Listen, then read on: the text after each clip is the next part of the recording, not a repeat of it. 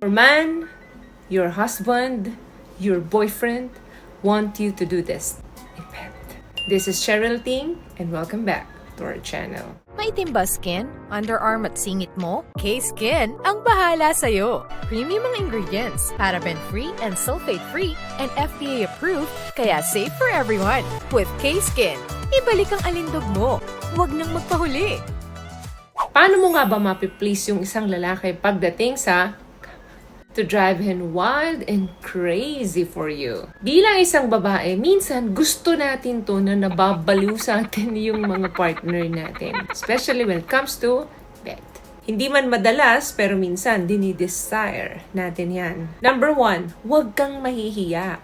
Take the lead confidently. Huwag mo laging hintayin na siya yung palaging nag-i-initiate ng sabihin mo sa kanya exactly kung ano yung pinaplano mo at kung ano yung plano mo sa kanya. Tingnan mo, tuwang-tuwa ang lalaki dyan. Make sure na sabihin mo lang sa kanya yan kapag malapit na siyang matapos sa trabaho. Kasi kapag inumpisahan mo siyang i-flirt, sa unang oras ng trabaho niya, hindi na makakapag-concentrate yan. Kasi yun ay nilulook forward niya the whole day. Number 2, provide undivided attention. Girls, iwasan nyo muna yung mga telepono nyo. Ilapag nyo muna yan sa malayo sa'yo para hindi ka natitempt na abutin ito or gamitin mo. I-avoid mo rin muna yung mga house talks like yung mga bills, yung mga chores sa bahay. Basta dun lang ang focus mo. Magugula talaga yung partner mo kapag bigla mong ginawa sa kanya to. Hindi kasi yung nagsa-start na kayo tapos magtatanong ka bigla, nabayaran ba natin yung telepono natin? Bayad na ba tayo ng ilaw?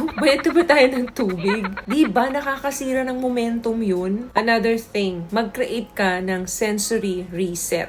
Kapag pumasok na kayo sa loob ng kwarto, ikaw na mismo yung magpahina ng ilaw. Kung ano ba gusto mo, turn off the lights o turn on the lights. Or kung gusto mo dim lang, ikaw na ang mag-set niyan. Pwede kang maglagay ng music or ng scented candles. Sign na yan or nagbibigay ka na ng signal dun sa partner mo na yung work day is over. At dito na kayo tututok. Another thing, kailangan i-verbalize mo yung desire mo. Hindi yung itatago mo pero gusto mo namang gawin. Kasi hindi mahuhulaan talaga ng lalaki yan. Or kaya bigyan mo siya ng specific compliments para mag-skyrocket yung desire niya. Ma-boost ng husdo yung confidence niya and ma-remove yung anxiety niya kasi hindi natin alam kung dun sa work is na-stress siya. For example, sabihin mo sa kanya na parang ang sarap-sarap mo tonight. Yung mga ganong salita. Naku, gustong-gusto ng lalaki naririnig yan lalo na dun sa mga taong mahal nila. Another thing, gumamit ka ng physical variety. For example, i-incorporate mo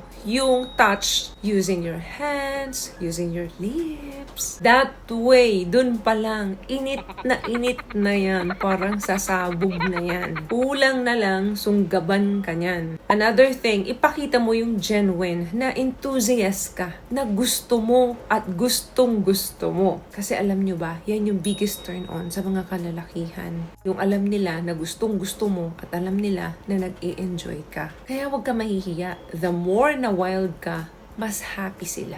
What I love about this product, itong No More Dark Secret ng K-Skin, bukod sa may advanced whitening na siya na kung saan pwede niyang matulungan na pumuti yung mga singit-singit mo, moisturizing, meron siyang anti-irritation, antibacterial, maintain healthy pH level. Hindi lang pambabae, meron din po tayong pang-lalaki. Another thing, at pag nagawa nyo na, yung simula unang napag-usapan natin hanggang dito, try this position, yung face-to-face position.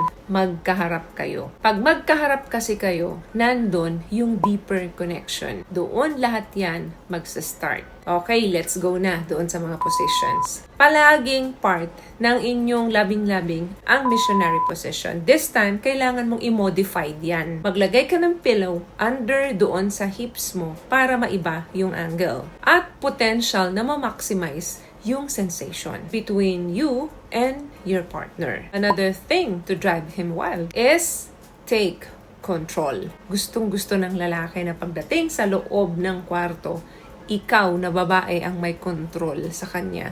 Gusto ng lalaki na nagsasubmit sila at ikaw yung pinaka-driver. Kulang na lang na sabihin sa'yo ng lalaki na I'm yours, ikaw na ang bahala. Gawin mo rin dapat na ikaw yung nasa taas. Kapag ganun kasi, ikaw yung merong complete na control over doon sa rhythm and depth, kung ano yung lalim, kung ano yung speed, kung ano yung pressure na gusto mo.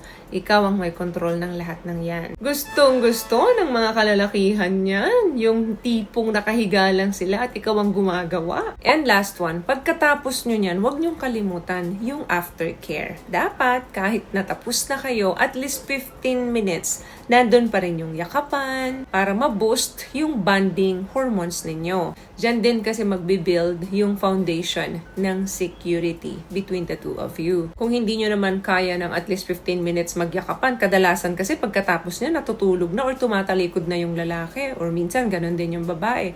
Na kung hindi nyo naman kayang magyakapan ng at least 15 minutes, kahit na magka-holding hands na lang kayo, pwede na yon. Basta, kailangan mo pa rin hawakan yung partner mo or yakapin yung partner mo para maiparamdam mo sa lalaki na ikaw yung safe place niya. Be with someone na he can count on. Huwag masyadong seryoso kapag katapos. Kung kinakailangan magtawanan pa rin kayo, mag-usap pa rin kayo, huwag agad matulog to keep the energy light and joyful. So, may nakuha ka bang tips sa mga napag-usapan natin ngayon? At kung nagustuhan mong ating video, please give it a thumbs up, comment down below. Thank you for subscribing and thank you for sharing this video. Always love yourself and be a blessing.